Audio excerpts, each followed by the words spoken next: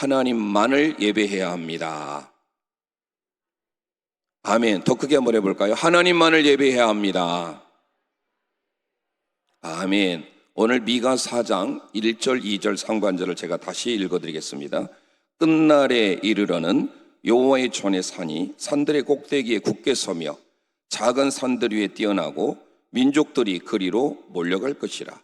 곧 많은 이방 사람들이 가며 이르기를 오라 우리가 여호와의 산에 올라가서 야곱의 하나님의 전에 이르자. 아멘. 끝날에, 마지막 날에, 오늘 미가 선지자는 마지막 날에 여호와의 산, 여호와의 산이 어떤 산입니까? 하나님이 거하시는 산이고, 여호와의 산이라는 것은 하나님의 소유잖아요. 하나님이 소유한 여호와의 산에 올라가자라고 하는 이 단어를 쓰는데요, 올라가라고 하는 이 단어는요, 구약 성경이 기록된 성경은 원래 히브리어입니다. 신약 성경은 헬라어로 기록이 되어 있는데요, 이 히브리어 원문에는 알라라는 단어를 쓰고 있습니다. 저 이슬람 사람들이 보는 그 알라가 아니라 원래 히브리어 단어 이 알라에서 나온 단어가 올라입니다. 올라라고 하는 이 단어는 레위기 1장의 번제, 그 번제에 쓰는 단어가 히브리어 단어로 올라입니다. 그러니까 하나님 앞에 구약에는 제사라고 하면 지금의 예배잖아요. 그 제사의 주로 화제로서 하나님께 드리는 방법이 4가지가 있어요. 불에 태워 드리는 화제, 높이 들여서는 거제, 흔들어 드리는 요제, 부어 드리는 전제. 그래서 레위기 1장에는 번제, 2장에는 소제, 3장에는 화목제, 4장에는 속죄제, 5장에는 속건제, 이 많은 제사의 종류들을 통하여서 하나님 앞에 특히 불에 태워 올려드리는, 그래서 올라, 우리의 연기가 올라갈 때 올라가잖아요. 그 올라라는 단어가 번제라는 뜻입니다. 즉 오늘의 우리에게 있어서는 예배예요. 그러면 여호와의 산에 올라라고 하는 것은 뭡니까? 왜 여호와의 산에 오릅니까? 당시의 여호와의 산은 지금의 예루살렘, 이스라엘의 예루살렘은요, 보통 다른 지형보다 700에서 800m 높은 고지에 있습니다. 제가 사는 지역은 전남 영광입니다. 전라남도 들어보셨어요? 거시기 하는데. 지난 4월에 제가 와서 그때 한번 이 오살리 기도원에서 말씀을 증거했었는데요. 제가 이제 2번째 오늘 와서 말씀을 증거하는데, 저를 혹시 처음 보신 분들 위해서 제가 있는 그 영광, 그리고 제 이름이 찬양입니다. 저희 부모님께서 목회를 하셨는데 자녀가 없었어요. 7년 동안 없었어요. 뭐 지금은 뭐 자녀들이 5년, 6년, 7년 없어도 당연하지만 저희 부모님이 지금 85세시니까 적은 나이는 아니시잖아요. 그때 자녀가 없으셔서 산부인과에서 2분 다 뭐 의술이 조금 지금처럼 발달되지 않는 시대니까 좀 떨어졌겠지요. 불임이라는 판정을 받았습니다. 그래가지고 2분이 하나님 앞에 기도를 했습니다. 참고로 저희 아버지께서는 기도로 사셨어요. 얼마나 기도로 사셨냐면 매 주일마다 금식하는 것은 당연한 것이었고, 금식 기도를, 제가 있는 곳이 주로 광주에 있는 무등산 기도원, 그리고 이제 전남의 장성에 있는 남경산 기도원, 거기에 가셔서 이제 금식 기도를 하시는데 40일 금식 기도 많이 도전하셨는데 5번을 성공하셨습니다. 그만큼 하나님 앞에 기도로서 사셨던 분이었는데, 그러니까 당연히 하나님 앞에 자녀가 없으니까 매달릴 수밖에 없는 상황이었습니다. 그래서 첫째를 낳았는데 첫째 이름 하나님 앞에 영광을 돌리면서 살아야 된다 해서 이름을 영광으로 지었습니다. 제가 바로 연년생으로, 저도 지금 제가 50대거든요. 50대 초반인데 연년생으로 저희를 낳고, 제가 다닐 때는 저는 국민학교 세대였어요. 물론 저보다 지금 다 연배가 높으신 분들이 많이 계시지만, 국민학교 시대에, 제가 다닐 시대만 해도 이런 원색적인 이름이 없었어요. 제 이름이 찬양이에요. 개명한 게 아닙니다. 본명이에요. 너는 하나님 앞에 찬양하면서 살아라. 그리고 저보다 3살 적은 자녀를 또 하나님이 주셨어요. 자녀 태의문을 열어주지 않으셨는데 하나님이 열어주시니까 불가능을 가능케 하시는 전화 이복의 은혜를 주셨습니다. 그래서 셋째를 낳았는데 하나님 앞에 너는 감사하면서 살아야 된다. 감사로 지었어요. 넷째를 낳습니다. 너는 기도하면서 살아라. 기도라고 지었습니다. 그래서 영광, 찬양, 감사, 기도 4형제만 있었는데 마지막 하나님께서 딸을 하나 주셨어요. 진실로 진실로. 이 뜻이 뭐예요? 예수님께서 아멘이라는 뜻이거든요. 우리가 천국방은 구약의 히브리어 우리 할렐루야, 할랄이라고 하는 것은 하나님을 밝게 비추다, 하나님을 높이다라는 것이 할렐루야, 야훼 하나님을 높여라, 하나님을 찬양하라. 할렐루야가 히브리어예요. 아멘도 진실로 되기를 원합니다. 그 의미죠. 그래서 하나님께서 저희 가정에 4남 1녀 마지막 진실이라고 하는 딸을 주셔가지고 그 중에 지금 3명이 목회자의 길을 가고 있습니다. 오늘 저와 여러분이 여호와의 산에 오르면 우리가 해야 될 게 뭡니까요? 이 새벽에 우리가 하나님 앞에 예배하는 것처럼 하나님께서 예배하는 자를 찾으신 줄 믿습니다. 예배하는 데에 우리가 목숨을 걸면 분명히 하나님께서 우리의 막혔던 기도의 문제들이 다 열리게 될 줄 믿습니다. 이 아침에 우리 모두에게 에바다의 은혜가 있기를 소망합니다. 자, 그래서 마지막 날에 미가 선지자는 여호와의 산에, 여호와의 소유의 산, 하나님의 속한 산, 그 산에 올라가서 뭐 해라? 예배해라. 그냥 우리는 산에 오른다, 등산한다 이렇게 생각하잖아요.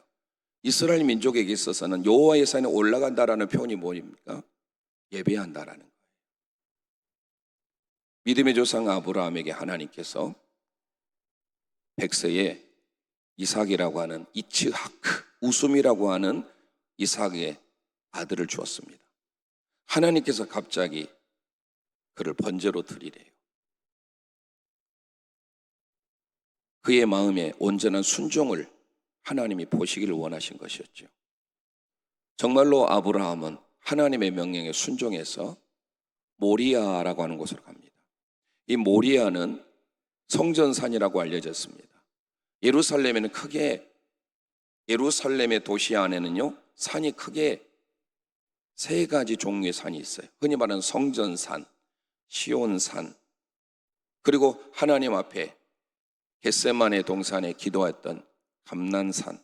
이게 바로 예루살렘 안에 있는데 다 높은 지대에 있기 때문에 크게 우리는 예루살렘 하면은 그냥 하나의, 지금에 있어서 우리는 교회 이렇게 쉽게 표현하지만 이스라엘 성지순례를 가보면 예루살렘은 하나의 도시예요.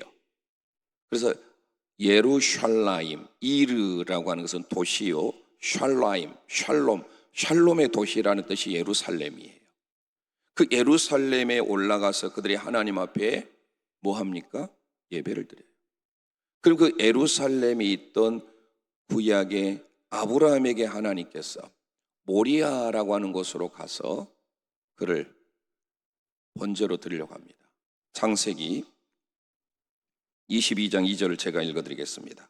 여호와께서 이르시되 너 아들 너 사랑하는 독자 이삭을 데리고 모리아 땅으로 가서 내가 내게 일러준 한 산 거기서 그를 번제로 드리라. 번제가 올라예요. 드리라 알라예요. 제가 좀 전에 여호와의 산에 올라가서, 그 올라가서가 단어가 올라입니다. 알라예요. 여호와의 산에 왜 올라갑니까? 예배드리기 위하여. 구약의 개념으로 번제를 드리기 위하여. 오늘 아브라함에게 하나님께서 모리아라는 곳을 통하여서 번제로 드리라, 예배자로 그를 부르신 거예요. 정말로 그는 하나님 앞에 모르겠어요. 물론 히브리서 기자는 그를 살리실 줄 믿고 라고 하는 구절이 등장하지만, 이런 면에 있어서 하나님은 그 당시의 고대 근동 지역에서 이방 문화들은 인신제사라는 게 있었습니다. 사람을 바치는. 설마 하나님은 사람 바치는 것을 원하지 않으시겠죠. 그래서 아마 아브라함은 히브리서 11장을 통하여 이삭을 살리실 줄 믿고 그를 번제로 드리려고 한 겁니다. 잘 아는 대로 하나님이 그를 시험하시려고, 그의 믿음의 온전한 헌신과 희생을 보시려고 하신 것이었지만, 자, 그래서 아브라함 어떻습니까? 그 모리아라는 곳에 가서 번제로 드립니다. 창세기 22장 13, 14절, 아브라함이 눈을 들어 살펴본즉 한 순양이 뒤에 있는데 뿔이 수풀에 걸려 있는지라. 아브라함이 가서 그 순양을 가져다가 아들을 대신하여 번제로 드렸더라. 번제로 드리려고 하니까, 예배자로 삶을 사니까 하나님께서 마음이 급해지신 거예요. 아브라함아, 아브라함아. 순양을 하나님께서 준비해 주셨습니다. 그 순양을 잡아다가 그를 번제로 드렸더라. 이 드렸더라라는 단어가 또 알라예요. 여호와의 산에 올라가 번제로 드리니라, 드렸더니 모두가 다 동일한 단어예요. 무슨 말이에요? 지금 오늘 우리에게 있어서 구약의 제사는 오늘 저와 여러분이 이 아침에 일부 예배 드리는 우리 모두에게 하나님이 예배에 충성하는 자를 지금 찾고 계신다라는 사실이에요. 온전한 헌신, 온전한 믿음의 예배를 통해서 하나님이 기뻐하신 줄 믿으시길 바랍니다. 그래서 그 땅의 이름을 여호와 이레라 하였으므로 오늘날까지 사람들이 이르기를 여호와의 산에서 준비되리라 하더라. 아멘. 하나님 앞에 번제로 드렸던 아브라함, 그래서 먼 훗날에 다윗이 그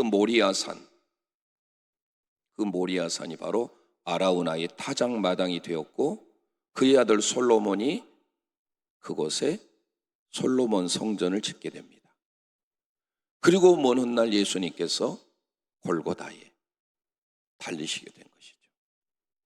그 예루살렘에 있는 모리아, 그리고 아라우나의 타작마당, 솔로몬 성전, 모두가 다 예배와 연결되고 있다는 것을 우리는 기억하셔야 됩니다. 그래서 오늘 저와 여러분이 일부 예배를 통하여 하나님이 어떤 사람을 찾으십니까? 예배자를 찾은 줄 믿습니다. 예배에 충성하는 사람. 아브라함의 손자 야곱, 그 야곱에게 환난이 있었습니다. 그럴 때 그가 마음을 동여매고 베델로 올라가자. 이 베델이라고 하는 것은 베이트, 집이라는 뜻이요, 엘로힘, 전능하신 하나님의 집, 이게 베델이에요. 예수님이 베들레헴에서 나왔죠. 베들레헴이 뭡니까? 베이트레헴. 베이트는 집이에요. 레헴, 동양의 우리나라에 있어서는 떡이죠. 저 서양에서는 빵. 그래서 떡의 집, 빵의 집, 떡집, 빵집이 바로 베들레헴이에요. 베이트레헴. 떡집에서 예수님이 이 땅에 오셔서 우리에게 생명의 떡을 주시기 위해서 오신 것 아닙니까? 베델이 바로 그런 의미에서 하나님의 집이에요. 이 오살리 기도원이 베델, 하나님의 집인 줄 믿습니다. 창세기 35장 3절, 우리가 일어나 베델로 올라가자. 내 환난 날에 내게 응답하시며 내가 가는 길에서 나와 함께 하신 하나님께 내가 거기서 제단을 쌓으려 하노라. 아멘. 우리의 내려가는 신앙이 예루살렘으로 올라가듯이, 여호와의 산으로 올라가듯이, 이 아침에 하나님을 예배하러 올라오는 저와 여러분들, 하나님의 은혜와 하나님의 복을 경험하시기를 소망합니다. 세상으로 내려가지 아니하고 하나님의 성산이 있는 산으로 올라갈 때 하나님이 기뻐하시는 거예요. 히브리서 기자가 히브리서 10장 22절에 이렇게 말씀합니다. 우리가 마음의 뿌림을 받아 악한 양심으로부터 벗어나고 몸은 맑은 물로 씻음을 받았으니 참 마음과 온전한 믿음으로 하나님께 나아가자. 하나님께 나아가자. 나아가자라는 게 뭡니까? 하나님 앞에 예배드리자. 프로스 엘코마이, 프로스 하나님을 향하여 나아가자. 이 아침에 저와 여러분은 하나님의 전으로 나온 줄 믿습니다. 누가복음 10장에 가보면 예루살렘에서 여리고로 내려가다가 강도를 만나요. 예루살렘은 좀 전에 말씀드렸잖아요. 평화의 도시예요. 하나님을 예배하는 곳이에요. 구약의 이스라엘 백성들은 3대 절기에 특별히 하나님의 성산이 있는 곳으로 올라갑니다. 레위기 23장에 가보면 여호와의 7절기가 나오잖아요. 성경에 7이라고 하는 이 상징적인 수는요, 창조의 7일, 7절기 뿐만 아니라 성막에도 7개의 중요한 성물. 요한계시록 가면 얼마나 7이 많이 나옵니까? 요한복음에 예수님의 자기 선언, 에고 에이미, 나는 나다 할 때 나는 생명의 떡이다, 나는 문이다, 나는 길이요 진리요 생명이다, 7가지 선언이 나와요. 요한계시록에 가보면 7교회, 7영, 7나팔, 7천사, 얼마나 7이 많이 나옵니까? 그만큼 7이 중요해요. 하나님의 온전함, 하나님의 완전함 충만한 상태예요. 특히 레위기 23장에 가보면 7절기가 나오잖아요. 유월절, 무교절, 초실절, 오순절, 7월에 가면 나팔절, 그리고 7월 10일에 속죄일, 대속절, 욤키푸르라고 하죠. 그리고 7월 15일에 있는 초막절. 이 중에서 남자는 매년 새 절기에는 무조건 예루살렘으로 올라와야 돼요. 그게 첫 번째가 유월절이에요. 그리고 두 번째가 오순절이라고 하는 77절 맥추절입니다. 세 번째가 초막절이라고 하는 장막절이에요. 특별히 하나님의 전에 올라가면서 하나님께 드리는 이 기도 어떻습니까? 예루살렘에서 하나님을 예배하러 올라가야 되는데 여리고라고 하는 것은 뭡니까? 멸망의 도시, 죄악의 도시예요. 죄악의 도시로 내려가다가 강도를 만나게 됐어요. 우리 일생의 삶에 날마다 하나님을 예배하고 하나님을 높이며 하나님을 예배할 수 있는 우리 모두가 되시기를 소망합니다. 특별히 하나님 앞에 이 아침에 하나님의 전에 나온 우리 모두를 하나님이 기뻐하실 줄 믿습니다. 하나님의 마음에 합한 사람이었던 다윗, 그는 목동이었습니다. 얼마나 많은 주옥 같은 시를 남겼습니까? 시편 150편 가운데 73편을 다윗에 기록했으니까요. 하지만 그는 이새의 8번째 아들로서 자기 형들은 다 유대 나라의 1등 공신들이었어요. 그는 말제로서 아버지 이새도 별로 그를 특별하게 생각하지 않았나 봅니다. 사무엘 제사장이 기름 부으러 왔는데 첫째부터 7째까지 다 아니다, 아니다, 아니다. 아들이 이게 다 전부이냐. 마지막 말째 8번째가 있긴 있습니다만 들에서 목동으로서 양을 치고 있습니다.